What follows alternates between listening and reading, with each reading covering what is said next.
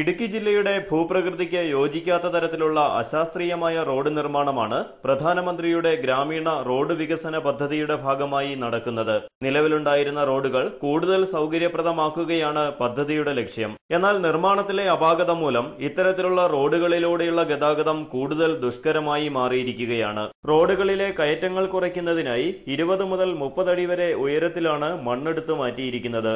ഇതേ തുടർന്ന് മഴയാരംഭിച്ചതോടെ മിക്ക റോഡുകളിലും മണ്ണിടിഞ്ഞും വൃക്ഷങ്ങൾ കടപുഴകി വീണും ഗതാഗതം നിലച്ചിരിക്കുകയാണ്. പദ്ധതിയുടെ ഭാഗമായി നിർമ്മിച്ച കാഞ്ചിയാർ അഞ്ചുരുളി റോഡിൽ മാത്രം അടുത്തയിടെ 25ലധികം മരങ്ങളാണ് കടപുഴകി വീണത്.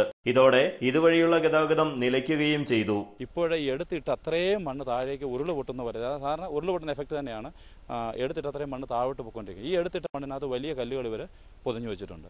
ഈ കല്ലുകളെല്ലാം മണ്ണ് മാറി കഴിയുമ്പോഴത്തേക്കും താഴെ ഇരിക്കുന്ന വീടുകളുടെ മണ്ടയ്ക്ക് പോകും.